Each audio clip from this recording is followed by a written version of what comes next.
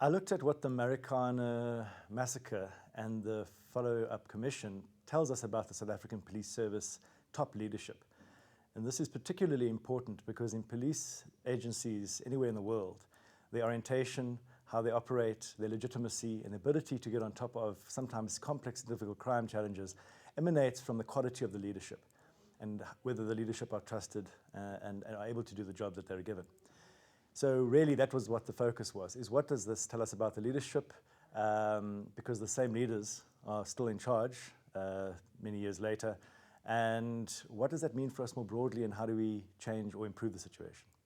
The main thing is that the Marikana Commission inquiry shows us that the senior leadership, certainly the National Commissioner, provincial commissioners and others, were, when it came to issues of decision-making, although they could foresee that there would be bloodshed, although they knew the evening before the massacre, Wednesday evening, when they were sitting in a special meeting of the National Management Forum, and were warned by the deputy head of the province's public order policing, William Mpembe, when he said, if you try and engage with these miners in the way you're planning, there will be bloodshed. And he mentioned that over and over again. That didn't stop them. They didn't think, well, our constitutional requirement, the South African Police Service Code of Conduct, and how we understand our role as police officers in a democracy must ensure that we avoid the loss of life at all costs. It didn't deter them. What they did was they just ordered more ammunition, 4,000 additional rounds of automatic weapon ammunition, and enough mortuary vans to take 16 bodies. They planned, therefore, they took the decision that they were ready to kill people. This was the day before, the night before the massacre. In the run-up to that event, they were also swayed by political considerations. So the Marikana Commission inquiry found, not the final report, but I'm getting the evidence from the evidence leaders' final argument, heads of argument. And why that's important is that there were 6 different lawyers, 3 silks, senior advocates, leading the Marikana Commission evidence leaders. They're not parties to the circumstances or the events at Marikana. They were there employed by the Commission inquiry just to look at the evidence and then make a submission. So their more than 700-page submission is the basis from which I'm saying this. So they looked at all the evidence and came to findings and then came to recommendations. And their finding was that the police foresaw bloodshed but went ahead anyway and planned for bloodshed. Secondly, that they were influenced by political considerations.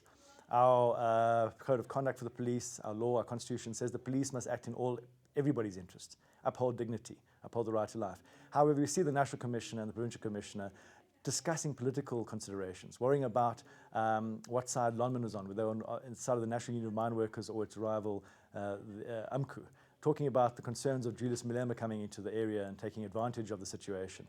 So actually talking about this, and that starting to influence their decision-making, being very aware that Cyril Ramaphosa, a very powerful person in the party, and the Minister of Police were concerned.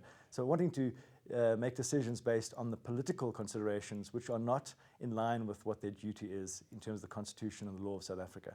And then thirdly, we see this immediate decision to cover up. So from the very moment that after the massacre took place, the next day we already start seeing that they released false statements to the public that they were under attack, the police were under attack, that they were firing in self-defense, and that they had done absolutely nothing wrong. In fact, the National Commissioner said to police officials a few days afterwards that shooting 112 people, of which 34 died of their bullet wounds, and seriously injuring another 78, represented the best of responsible policing, her quote. And refusing to acknowledge at any point in her presentation, opening statements to the Commission and their requirement, therefore, that anything had been done wrong.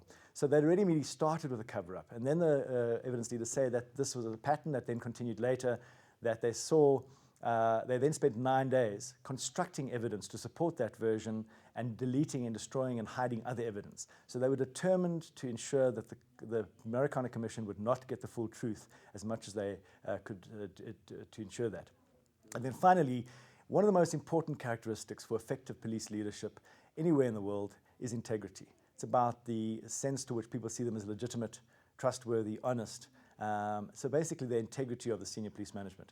And here we see some of the most damning findings against the National Police Commissioner and a senior management team. All of them are found by the evidence leaders to have lied repeatedly under oath. In other words, not only were they putting false evidence before the Commission inquiry, they were omitting things they knew to be true, and they were lying outright. So now we know that the senior police leadership of South Africa at the moment lack integrity, do not care about the rules and regulations, this code of conduct or the constitution, and allow political considerations to influence their decision making. And the consequence of this goes way beyond Marikana.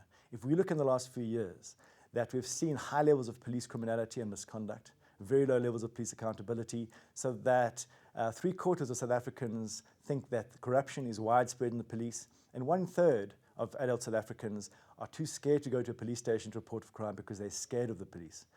We see a situation in which police performance and effectiveness against serious organized criminals has declined, with big reductions in the outputs of crime intelligence. Last year, over 1,000 detectives left. We see big increases in civil claims being paid out against the police, 140% increase, and police suicides going up. So even the wellness situation for police believing that they're professionals and looked after has deteriorated under the current leadership, who are not seen as honest, legitimate, or trustworthy. And finally, the consequence for us today is that over the last 2 years, we've seen an explosion of armed robberies across South Africa. So that when you look at the situation last year compared to 2011-12, there are 18,000 more armed robberies on the streets, in the homes, small businesses, and our shopping malls than there were 2 years ago. That means 50 armed robberies more each day on average. And that's for the first time in 20 years, we've seen 2 consecutive years of increased murders. More men, women, and children are dying at the hands of these robbers because the police, who can reduce armed robbery, and we know that the police have the technology, we know they have the personnel and experience to reduce armed robberies, because in various strategies previously, in the run-up to World Cup, for instance, and as far back as 2002, Operation Genya against car hijacking, they've reduced these robberies between 20 and 30%. But now, because they've got dishonest, politicized leadership who are more interested in arresting foreign nationals for not having right documents and policing the poor to keep them oppressed, we find that these organized criminals are basically given free rein, and we see this massive explosion of robberies, organized crime, and a consummate increase in the murders of people across this country. So the consequence of poor police leadership in South Africa goes way beyond that and threatens all of us.